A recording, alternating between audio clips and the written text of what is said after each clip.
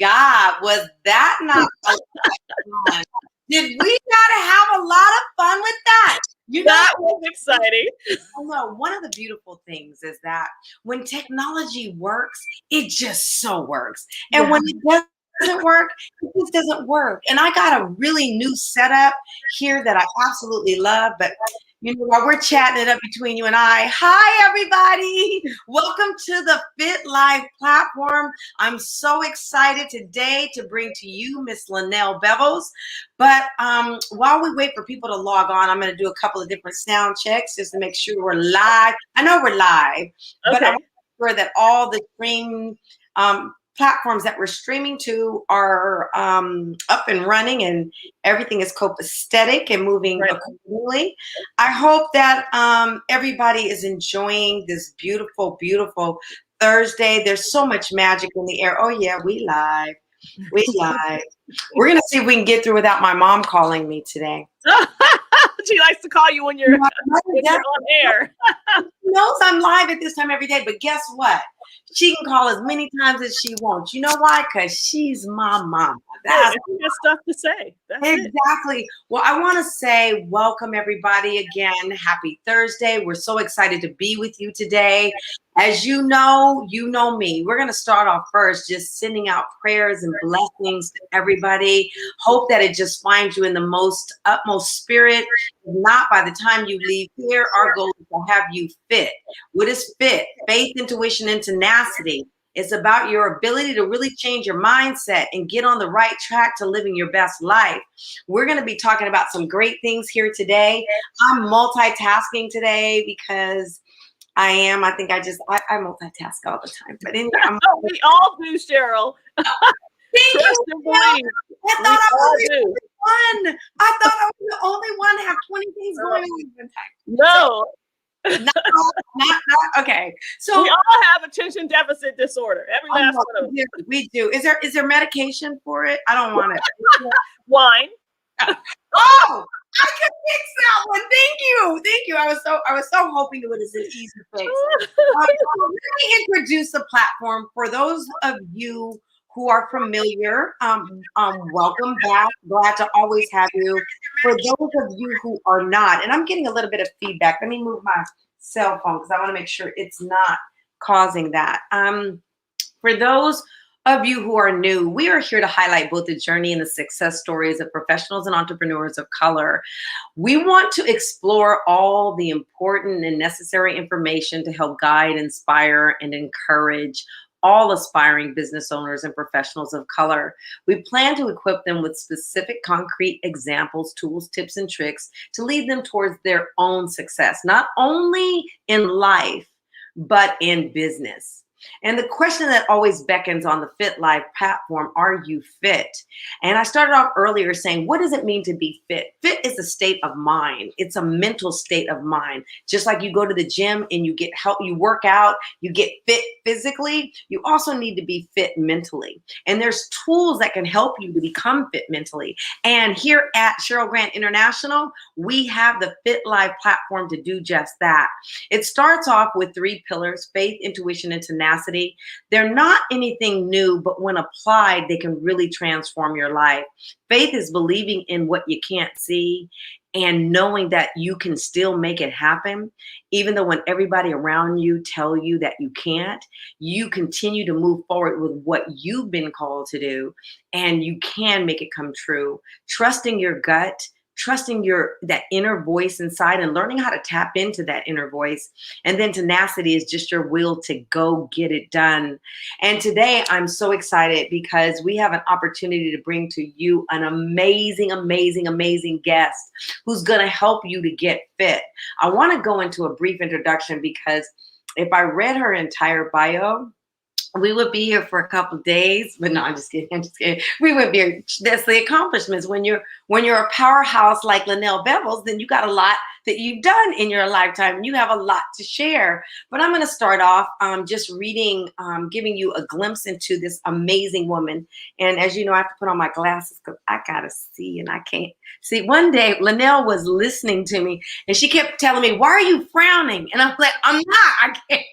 I can't see, but okay, I here we go. put you on blast online, I think. You did, Lynell. You did. Squinting. You sure did. So here's Lynell.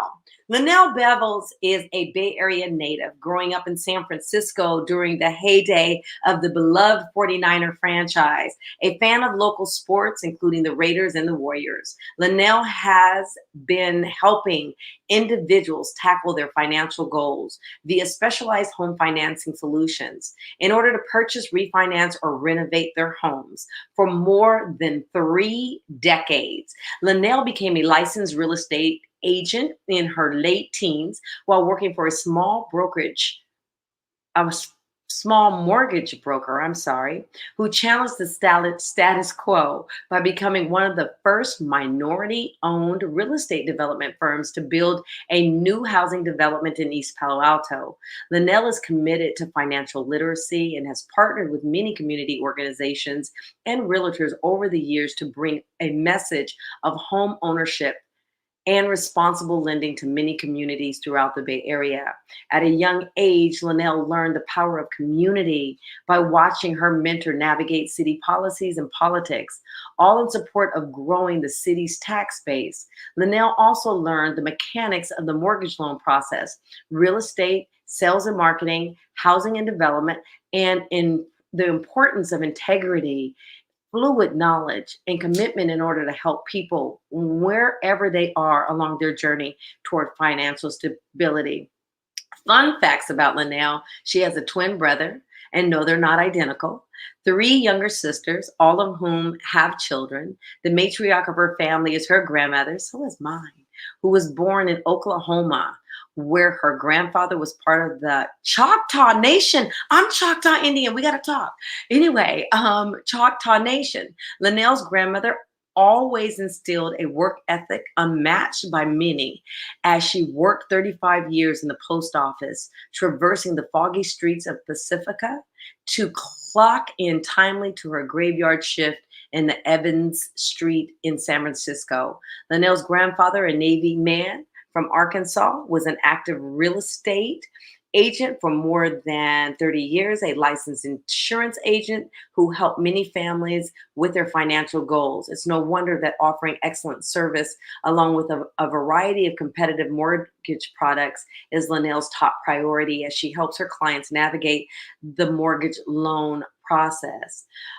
I just want to say to you, I can continue on because there is more, but I want to say to you, I met Lynell many years ago. And as a matter of fact, I think it was my third home that I purchased. Lynell did she was the lending officer that I went to, and it was during the dot-com bomb when everybody was losing. And I'm going to tell you that story, Lynell. But we'll start that in a few minutes. But please, no matter where you are, stand up. Don't sit down, stand up and give this queen a round of applause. Welcome, Lynell Bevel. Thank you so much, Cheryl. It's always a pleasure. It's always good to see you. It's always good to hear, the nuggets that you're dropping on your show weekly. I think it's fantastic. I mean, you've claimed things in the name of Jesus, in the name of God, and you're there, right? You don't play. And I really appreciate that about you. I appreciate your consistency, and you have been wanting to focus on this type of platform for a while, and you are doing it, and you're doing a fantastic job. So congratulations to you. Thank you. And thank you for sharing that, and thank you for acknowledging that, because I do appreciate that. Lynell, one of the things that we are here to really talk about to our audience, and by the way, audience, first things first, tag a friend. Tag a friend. Information is power. Sharing is caring. This is truly about us uplifting and building each other up. And the only way that we do that is we got to share the information. The people that I bring to you are second to none. They are amazing. They're in the industry doing great things. And the beautiful thing about this platform is that we're bringing it to you it's designed by a Black woman for Black women and women of color. It's not that I think that my platform is suitable for anybody. It doesn't matter who you are, man, woman, Black, white, Hispanic. It doesn't matter. I personally have chosen to focus on Black women because I didn't have this, and I always desired to have a place where I can go get mentored by women who really truly understood the perils that I had to go through and could help me navigate the water. You have that platform. So Mhm. let's utilize it in a way that helps to uplift each of us. So you can't walk away not knowing. Now you know, and you're hearing from those that look like you and experience it like you that can tell you how to go get it. So I Yeah. want to thank you, Lynell, again for coming. But I want to ask you, this is my question for you, Lynell, because I know you Yeah. and love you dearly. And we've been friends for years. I For want you. to know, Lynell, what are you passionate about? What are Oh, you look at Cheryl. Oh, look at Cheryl. Well, uh, I mean, there are things that I'm passionate about, and there are things that I am really passionate about. And the one thing that I am really, really passionate about is cooking. It really is. Cheryl brought it out. It is definitely that I can tell the difference in my whole behavior and demeanor when I'm in that space. And I love it because it's a different type of creativity that I'm able to kind of employ versus what I do for a living, which is mortgage, and it's kind of boring. But cooking is very creative, and so I really do appreciate that space. But yeah, that's my passion. And one of the things I really appreciate about the honesty about a passion, because in this platform, it's all about authenticity. And I think that sometimes, especially as us being women of color or Black women, we're Mhm. always cautious about what we say, where we say, because we never know who's watching. And Yeah, I say right now is an opportunity for us to be who we are. Like, that's take right. off the masks, take off the imposter syndrome, be you. Right. God created you to be you. He didn't create you to be anybody else. So be Exactly. your most audacious self. And this platform is what allows you to do that. We're not here to give you any fake ideas about who you are. I want you to tap into who you are and Yeah. open that up. And I really want you to create a dialogue with me today and with Lynell. This is an opportunity for us to exchange. We're not here to give you a monologue. We're here to have a dialogue. So engage, ask questions so that you can become familiar. Like her passion is everything, because even though that's her passion, and the other thing I just want to speak to that, Lynell, is that because you have a passion doesn't mean that you're not talented at many different things. Right. It's just that's what gets you going. This is my passion. Like, Yeah. I'm living my passion. This is my passion. I could cook, Lynell, but you Mhm. would eat it. Like, I could cook, but you wouldn't eat it. Like, you would taste my food. But cooking is not. I like to eat out a lot, so I like Okay. restaurants, especially nice. But it's hard trying to do fitness and do that. But that's another story. Right. Right. But here goes. What do you do for a living? What do you do for a living? And Uh, how does that what you do for a living tie into your passion? Because I heard a lot of it in your bio, but I'd like to hear it from you. well, what I do for a living is I provide financial services to people who are looking to purchase homes or refinance the homes that they have. And so, what that has meant for me is that I have had to become creative under a number of circumstances because of, everyone's individual financial package.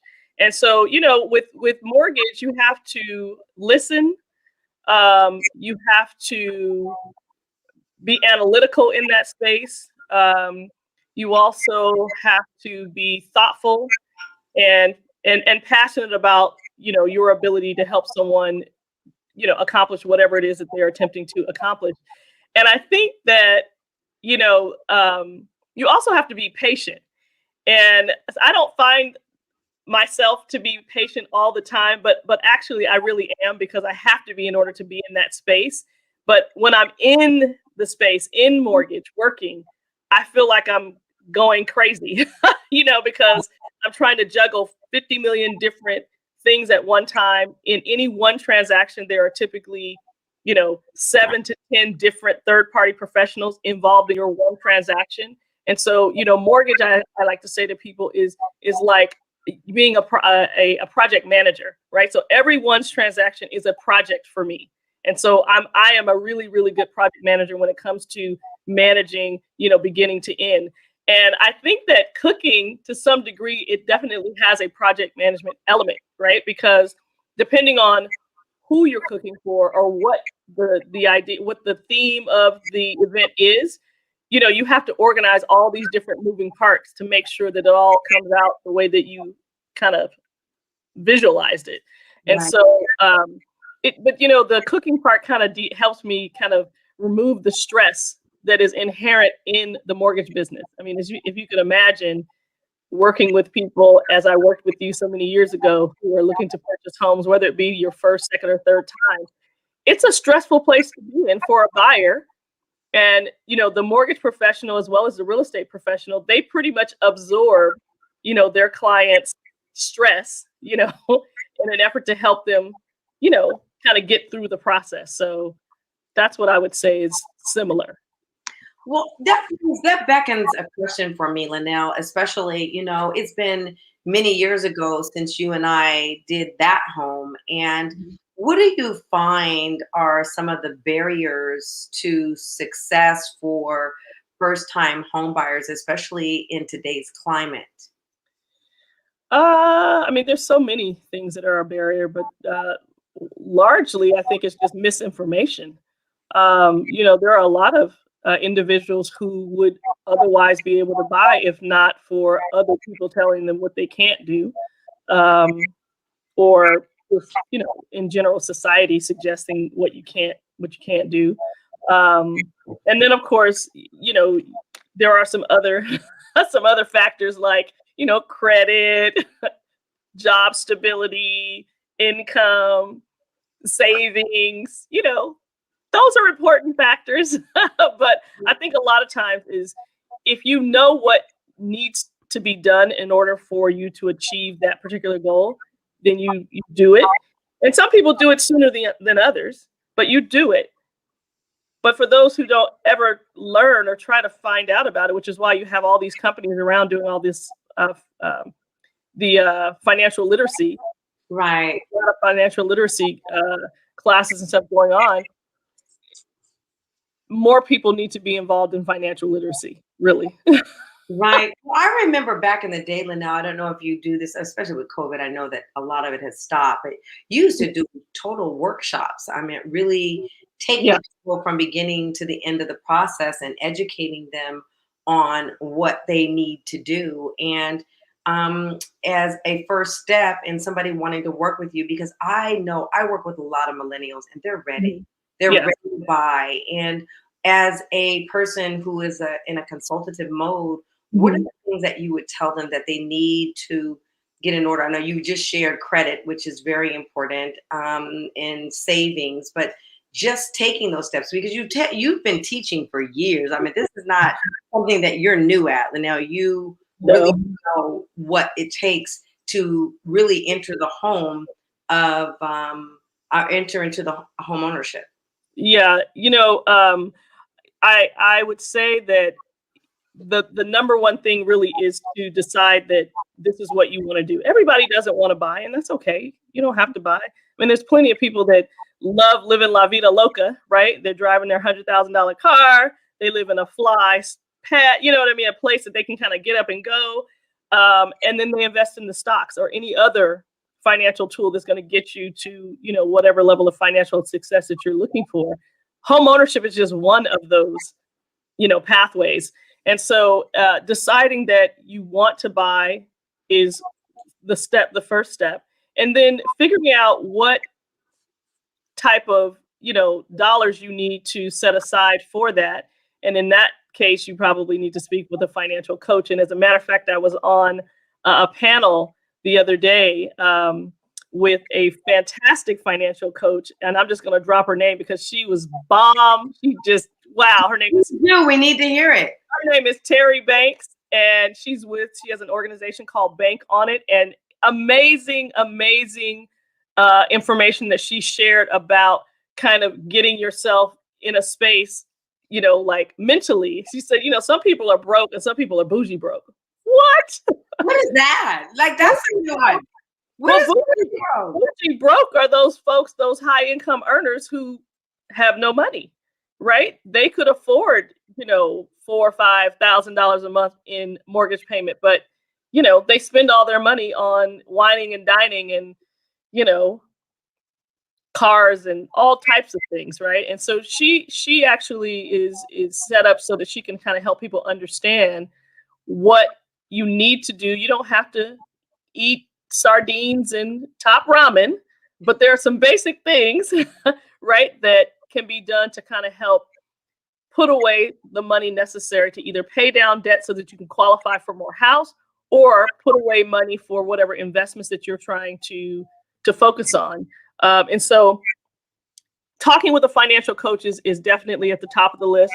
Another thing that I would say, in addition to knowing what your credit is, and nowadays, as long as I've been in the business, which is 30 some odd years, when we started, there was no such a thing as FICO.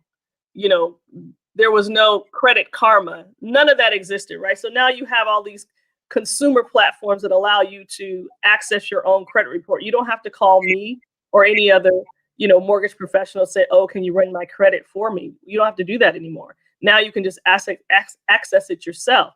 And a lot of times people don't know what their credit score is because they're not really paying attention to it. And it's not that it's necessarily bad. It's just that they really don't know. And in the climate that we're in now, kind of trying to get away from COVID, right?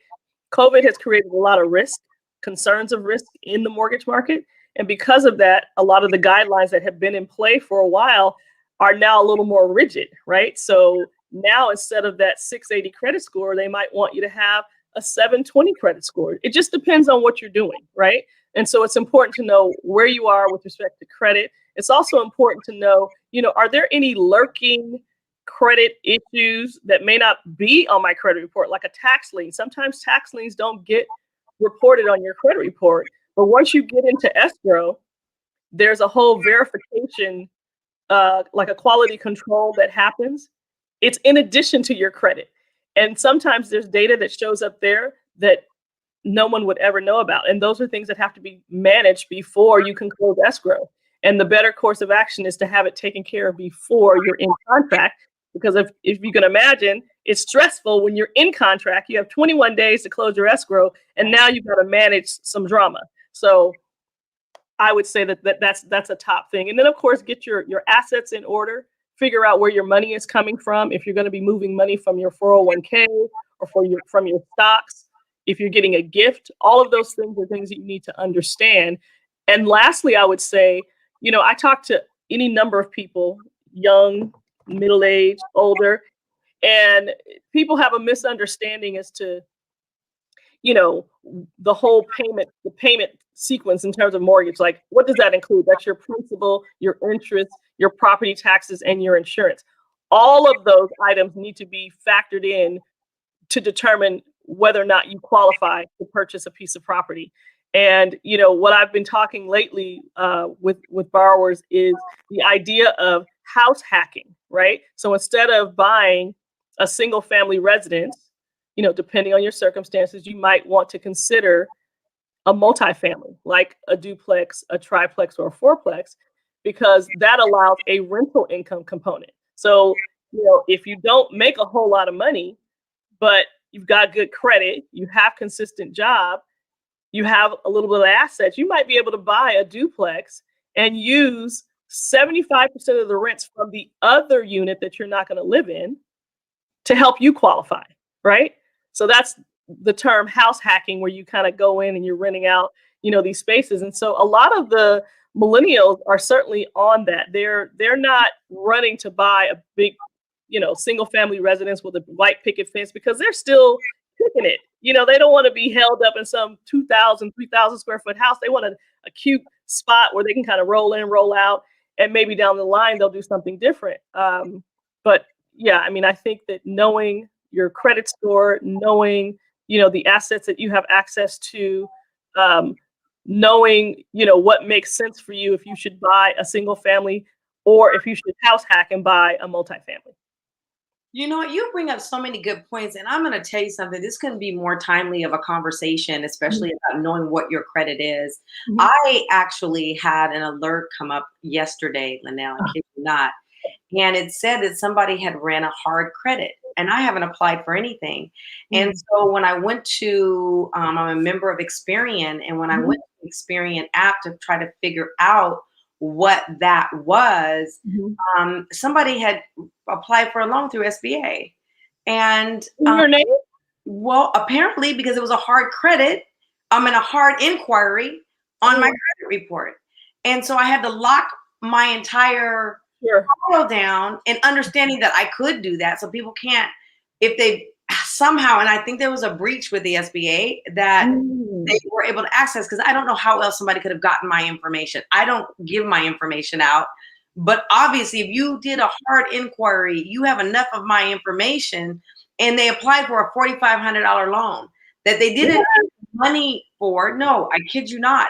Just yesterday, just today, I had to call. So if you're not aware of your credit and you're not paying attention, there Mhm. are people out there that are manipulating the system. So you need to be aware of that. Right. So I just happen to have, a membership with Experience, so they keep me up to date when something that Right. or else I would have never known. Right. I would have never known. But they're going to remove it, and I've had some things, set up in place and calls into SBA to make sure that they didn't disperse any funds to whoever this Right. individual is. But we do need to be aware of that. Um, Well, and you think about where we are now, right? You have, with what is going on, with the pandemic and all the other Black Lives Matter, the Asian community being attacked.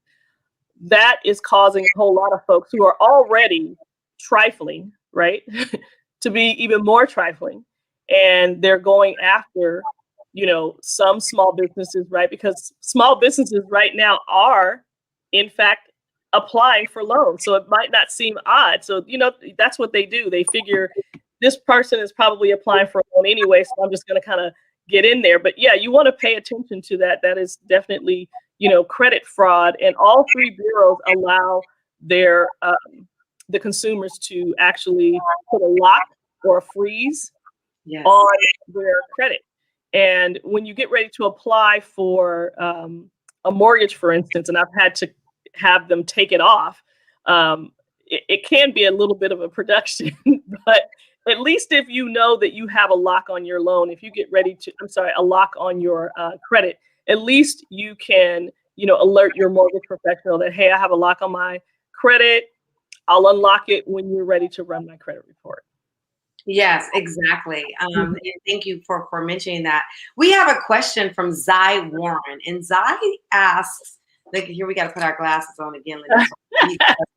Racial injustice often happens when buying and selling a home.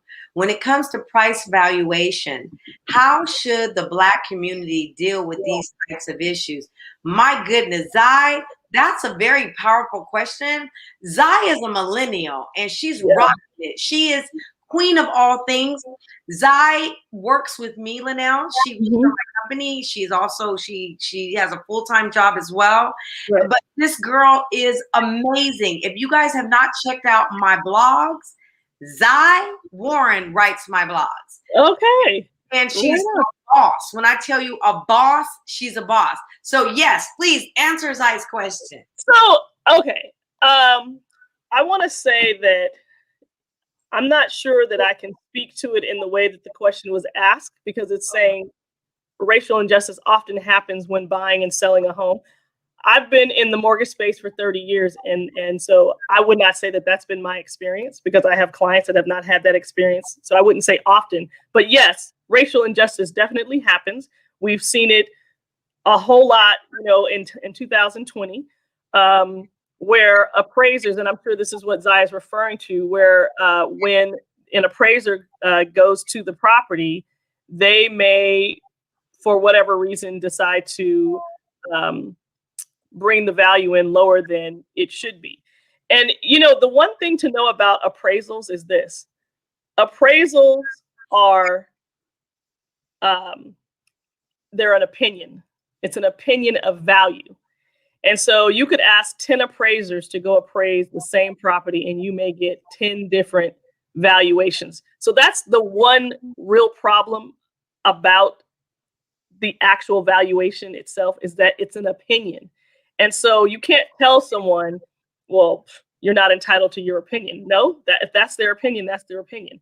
Now, there are certain instances where it's blatant that they are really going in a whole other direction around the value, right? Because there are comparables in the market that would suggest this value, but yet you selected these other comps that are not as closely related in quality and size and so forth in this property. And so in some respects you might believe it could be race based, and I don't know. I read the news like you, right? I read the post, and some of it certainly suggests that there are some racial biases going on. The problem though with the examples that I've read is this: an appraiser goes in, undervalues a property. The borrower, in some of the cases I've read, have been, African American folks. They go in, take down any evidence of them being African American, and then someone else comes in. It's not the same appraiser coming in; it's some other appraiser coming in, and then they get a whole other valuation. So it's not really an apples to apples comparison, because the same inspector did not go back out and re-inspect the property. So, but what we can say is that it does happen, and the best thing that I can say is that when you're working with a mortgage professional, someone who has been in the business for a length of time, whether it be me or someone else, we smell, a trashy appraisal a mile away. We know. We can look at the comparables, and we will ask questions like, "Hey, player, are you sure? Are you sure that this right here is not entitled to a little bit more value, because the property that you're comparing it to is like, old. The materials in the kitchen are not as, pristine as this subject." So, you just have to really rely on, the professionals that you're working with. And if the professional that you're working with is not supporting you in the way that you want to be supported, then you kind of like run that up the food chain there, or you go work with another lender, which is what most of the stories that we've heard in the last year, most of those borrowers went and worked with other organizations to get things done. Well, that leads. Thank you for that. And Zai, let us know if that addressed your question. But in the interim for that, I mean, while she Mhm.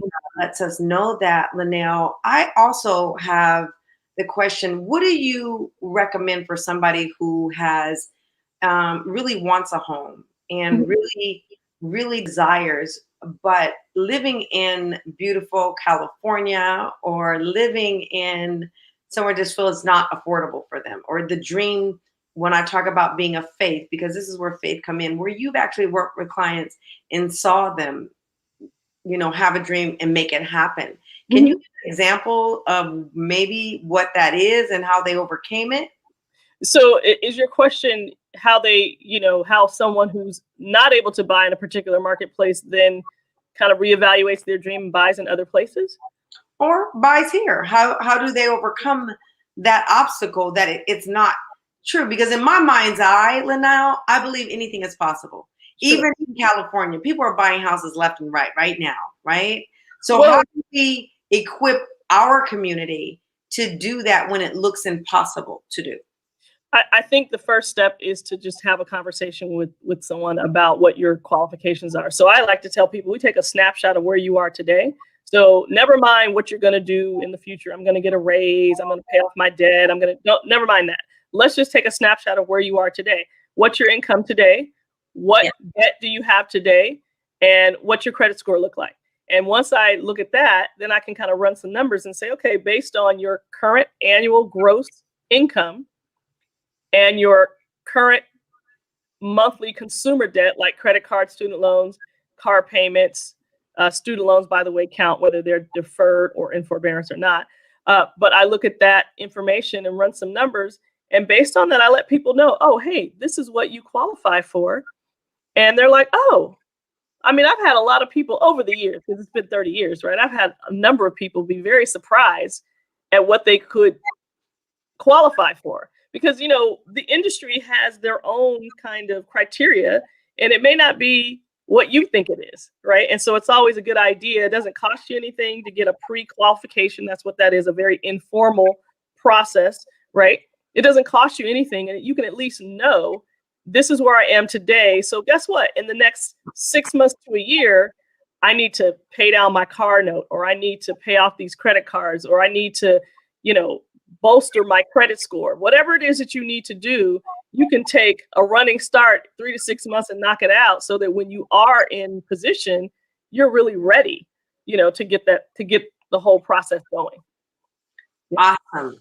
Yeah. Awesome. Because everybody needs baby steps. And Lynell, I know you've been in the business over 30 years. You Mhm. have had to seen it all. I mean, in 30 years, you had to seen it all. And one of the things that I'm really committed to is really uplifting our community. And Mhm. I'm interested in that because I think, like you started off the conversation, disinformation. And I want to Mhm. make sure we're providing with accurate information that will help lead them to homeownership. And I think it's a viable way to really gain a footing on financial stability. And Yeah. so, however, we can best provide them those tools. Are there workshops that you're still doing, Lynell? And or maybe even through Zoom or however that they Yeah. can start to take those steps towards homeownership? Yeah, actually, I just participated in more of a hybrid workshop a couple of days ago, Uh-huh. and just kind of hit them with the high level of what you need to do in order to kind of get yourself in a position to purchase. But in the summer, I think in June, I'm going to be doing um, a home buyer workshop, and it's going to be virtual. I know that the country is opening, but we're just going to stick with virtual. It's efficient, and it'll be an opportunity for people to kind of join and come and get their questions answered. The panel that I was on the other day was for um, early career attorneys of color, and on that panel we had a group of, I think, 30 or so early career attorneys. Uh-huh. And I think part of the reason why the organization wanted to host it was because when you think about certain professions, they have the capacity, right, to make a lot of money over the course of their career. And so Right. the idea is to catch them early so that they don't spend up all their money in their, mid 20s and 30, mess up their credit and all this kind of stuff, so that when they're, 50 and 60, they're like, oh, I didn't do any of that. So but yeah, we're going to be doing some things in June. I'll make sure that it's widely publicized. I don't have anything planned at this moment because I just did two last week. Right. Yeah. Well, I'm going to shift the conversation just a little bit because we are talking about, and we are in a climate of racial pandemic, if you will. I'd like to understand from your perspective, being in the business for over 30 years, how diverse is the mortgage industry? I would really love to hear your thoughts on that. How diverse is the mortgage industry? I would say that it's not very. That has just been my experience. I think that depending on who you work for, what organization you work for, you may have a very different experience. But my experience, um, having worked for larger organizations, I worked with banks, credit unions, most of my career, and I could count on one hand how many black or brown individuals you would see in that space. So that is something that is really unfortunate. And the Black Lives Matter initiative really shined a light on that whole situation, because last year I got calls from publications in our space. Is that my back? Am I giving feed here? I don't know. I hear you clearly. Okay. Anybody listening, if you can say if you hear feedback, that'd be helpful. Yes, Okay. I hear you clearly. But I would say that organizations need to do better. And now, with everything that has happened, there's certainly a lot of organizations who are scrambling around trying to do better, and throwing every black or brown, male or female into a diversity inclusion role. Which, okay, that doesn't mean that you're diverse. What is diverse is to have people on the ground representing your organization. And so, just the other day, I made a post about an article I read, and it really, it hit my core because I've been in this space for so long, and I've always felt like there's no representation whatsoever. Most of the time, I am the only African American individual, in my space, and that's been kind of the last several, years and years and years ago. More recently, that's not the case, but it has mostly been the case. And I think that we have to come up with a strategy to help everyone, and particularly people of color, realize that the mortgage space as well as the real estate space is a viable career path. The same way that, someone decides that they're going to go and become an attorney, or a doctor. This mortgage space is a very, very lucrative space.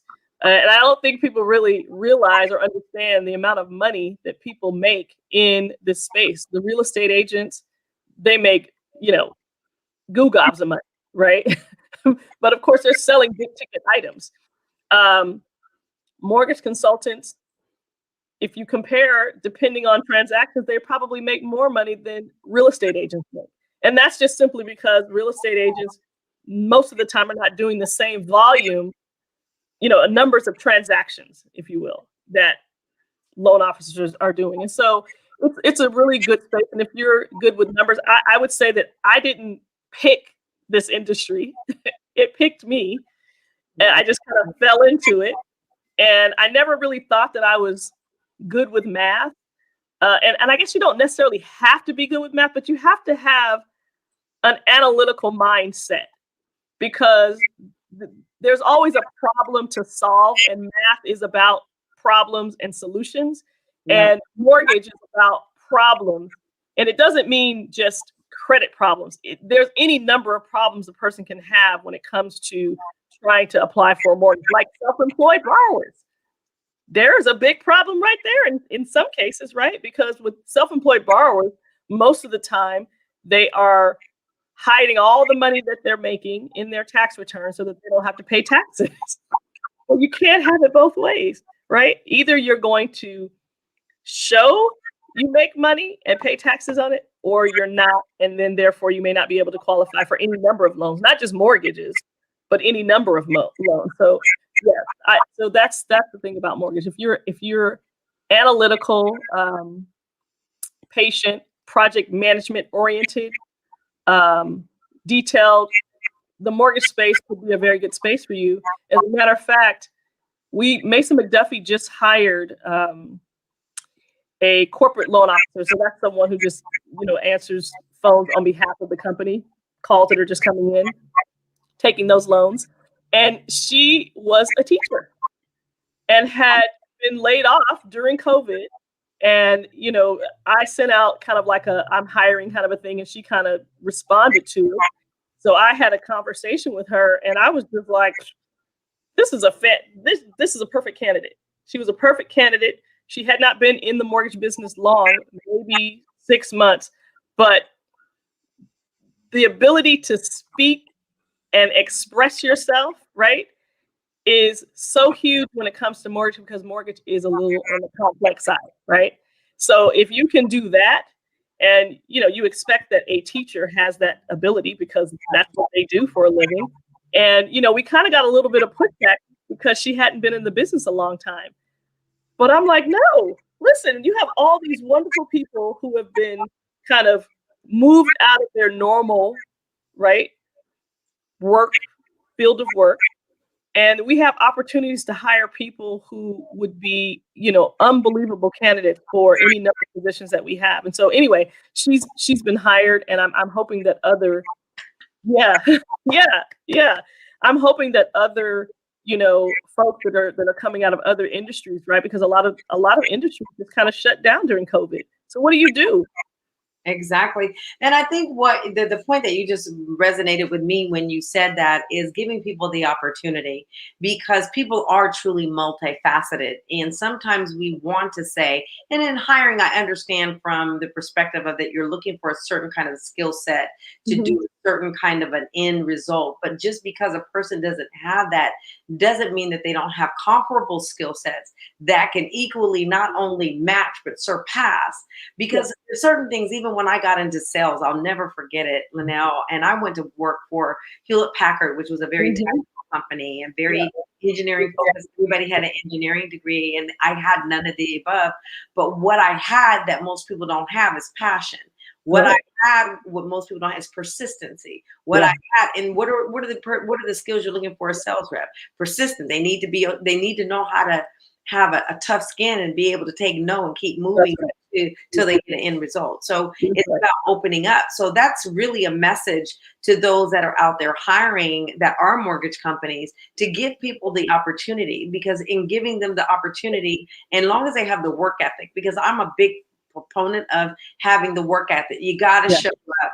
You got to show up on time, and you Yeah. got to be willing to do the work for Yeah. what you paid. And if you do that with all of your heart, and you Yeah. take it upon yourself to learn what you don't know, there's certain Yeah. things that can be taught.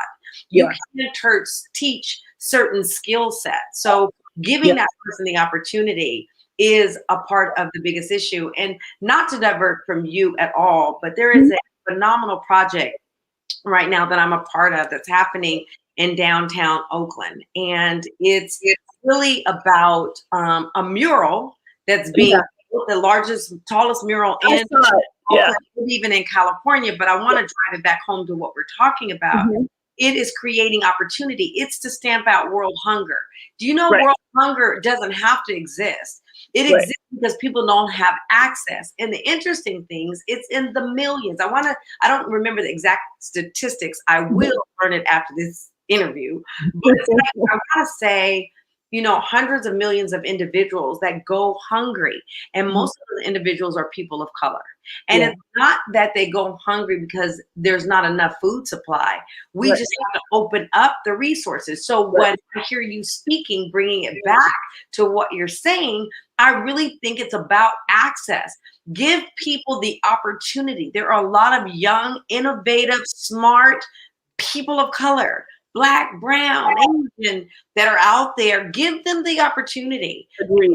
And maybe if you do it in most companies do put you on a trial, where you have a certain runway, if it's 30, 60, Yeah. 90 days, Right. that they have an opportunity to prove themselves, but Yeah. opening that door. Well, I think if you have a training, a full-fledged training platform, available to help people kind of get through the early stages and to understand, because now, like when I started in the business, I was on the support side. So I was a processor, an underwriter, like I was in the back office, right? I wasn't a salesperson. And so I learned the business from that perspective. And that helped me so that once I moved into sales, I kind of already had like a working knowledge of what the language was, right? Because every industry has its own vocabulary. And I think that if, large organizations and small organizations, if they focus on making sure that everyone is represented and making sure that we all are trained the way that we need to be trained. I mean, a lot of these companies, Google, for instance, has a relationship with the HBCUs, right? And the article that I posted the other day, that was one of the things that they pointed out is connecting with the HBCUs and going on campus and saying, hey, here's an opportunity. Here's what this looks like. And guess what? Mortgage is not the only industry that is a commission-based gig, Yes. right? Real estate sales is 100% commission. At least in mortgage, it's actually considered a job. So you get benefits. You get health insurance, dental insurance, you have access to 401k.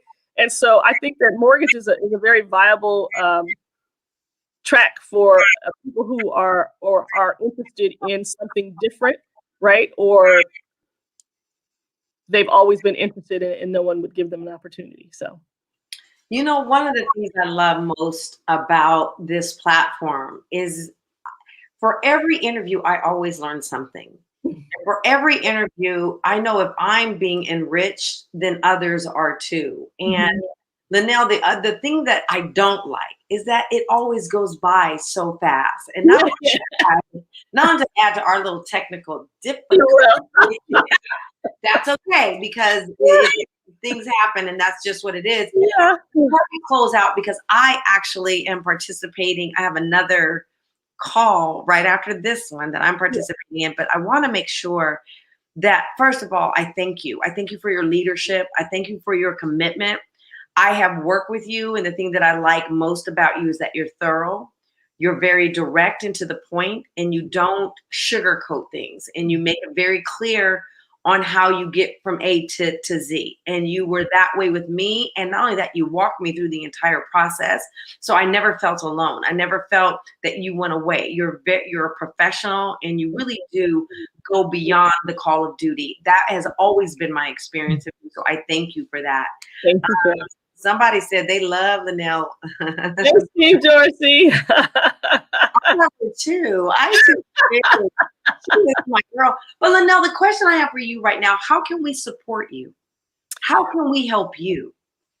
Well, I am currently in a branch manager role at Mason McDuffie, and in that role, the plan is for me to open a brick and mortar right here in Montclair Village. So most people know I live in Oakland and I live in Montclair, and would love to be able to walk down the street to my office, right, and recruit people right here in the Bay Area.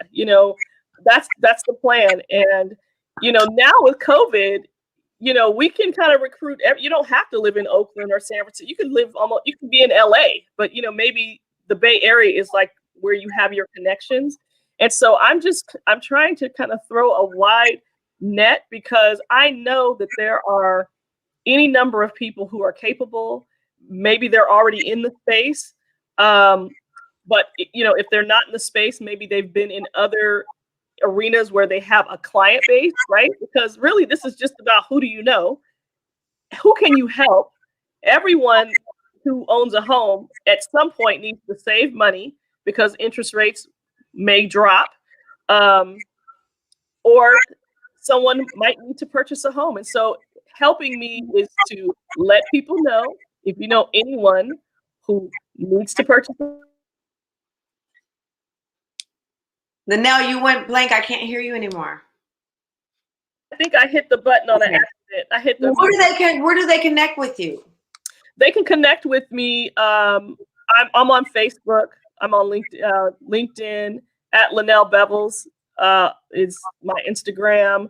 You can catch me on my cell, 510-919-0281. Hold on. Put all that up there. Hold on. Wait a minute. 510. Wait a minute. Let me do this properly. Hold on, Lynell. Yeah.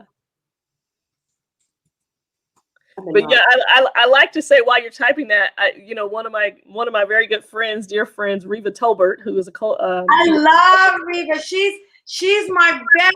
She's one of my biggest fans. I love her. I know. My own TV show. I'm working on. I think I'm.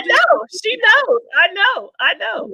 And she says, the thing is that you have to stay connected with people. You have to let everyone know what you do, and you have to remind them, because sometimes people forget. And I have received a phone call from Reva Tolbert saying, "Hey, Lynell, this is a business call." I'm like, "Hey, Reva."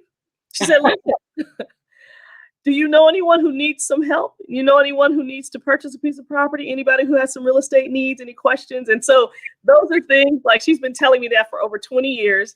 And, those are some things that I need to do for my own self, because I do have a large network. And my network, usually we're, hanging out at a party, the holiday party. We do what we like to do. That's all.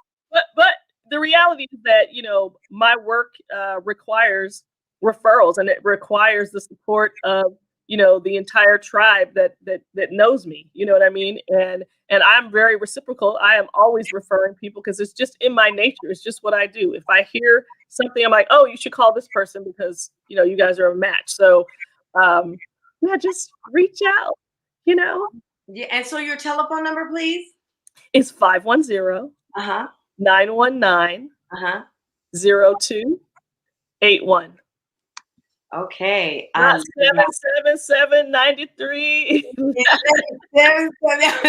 Don't start us because we will. This is what I want to say to my platform. When you call her, make sure you tell her that where you got her information from this platform. I aim through Connect Dots to do just what we're doing right here, connecting the dots. Yeah. And as much as I can support you, my goal is, Lynell, this year is to reach 50 million women. And the way that I do that is the same way Lynell just said. It's all about how we support each other. And how I do that is really, my goal is to get them fit for business. That's my goal, to get them access to digital mentorship, training resources, and access to low risk funding. That's what this platform is all about. Now you have an opportunity to access somebody who is a lending guru, that if you are really serious about taking the steps, she can help you get there. No questions asked. So you have her number, you have her email. I need you to reach out to her. I want to also say to you, and I say to each week, I am very proud of the work that I do, but I can't do it by myself. If you feel urged to donate, please go to my website, cherylgrant.com, and donate. I can't do this for free. I do this for free, but it does cost money to run my business. So if you like what you're seeing and it's nourishing you and you're getting something from it, please do. And no donation is too small. No donation is too large. The other way that you can help me is that you can subscribe to my YouTube channel. That costs you nothing, but it helps me tremendously. My goal is to break the barrier. I think I'm hovering on Instagram around close to 10,000. So let's push that one over the mark. My goal right now, we're close to, across all platforms, close to 150,000. Our goal is to push that through the roof.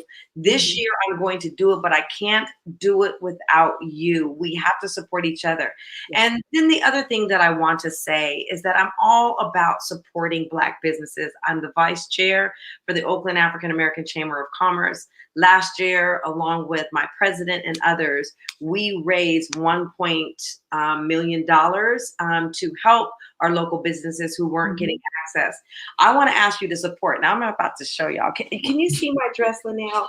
I see it. I was noticing the so adorable.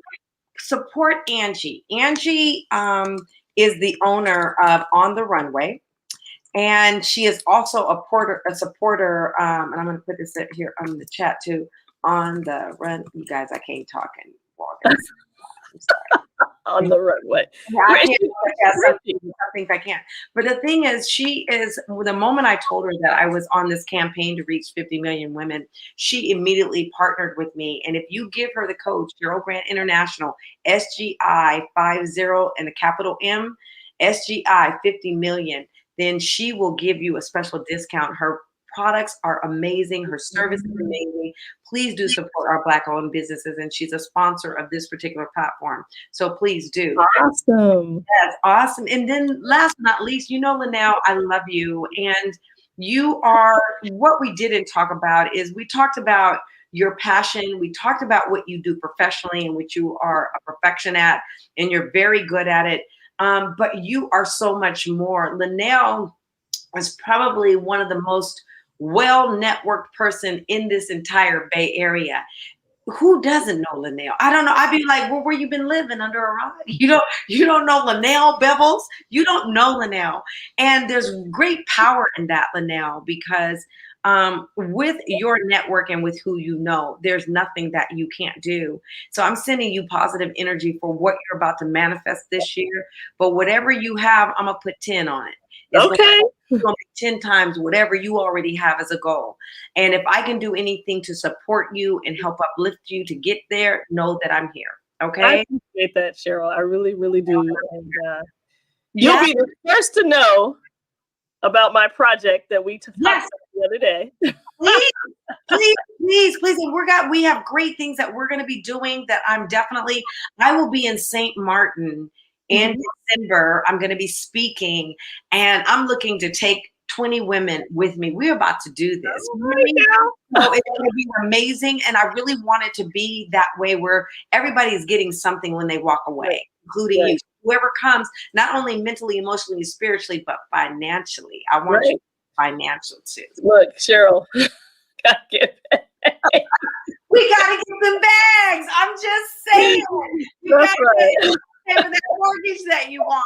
But That's right. for everybody who joined in, whether you do it now or later, I want to thank you from the bottom of my heart for your continued support. I want to thank you, Lynell Bevels, for coming on board and trusting me to share your story. And just remember to let me know when they start pouring in, okay? Okay. Okay.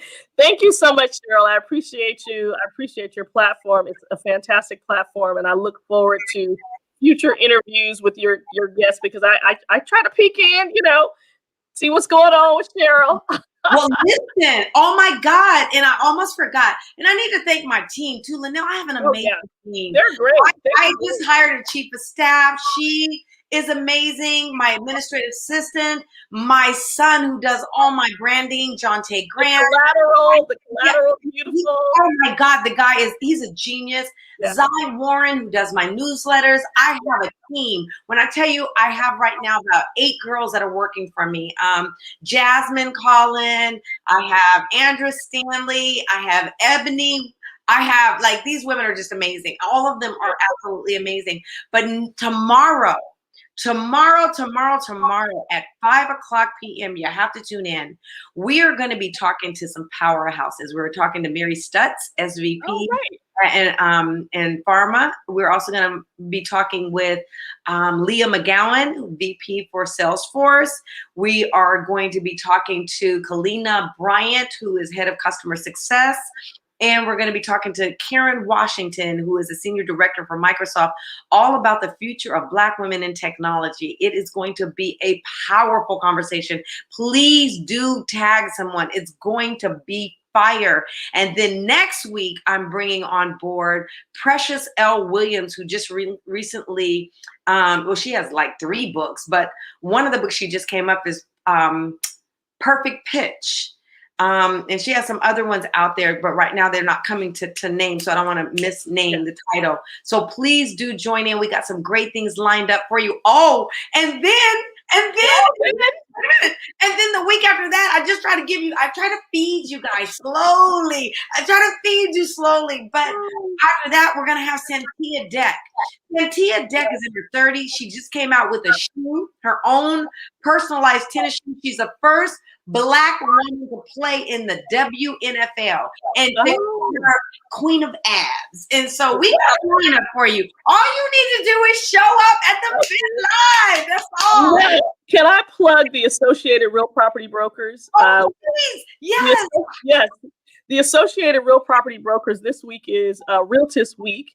And the Associated Real Property Brokers are the brown folks in real estate. They have a whole organization that's been around since the 40s.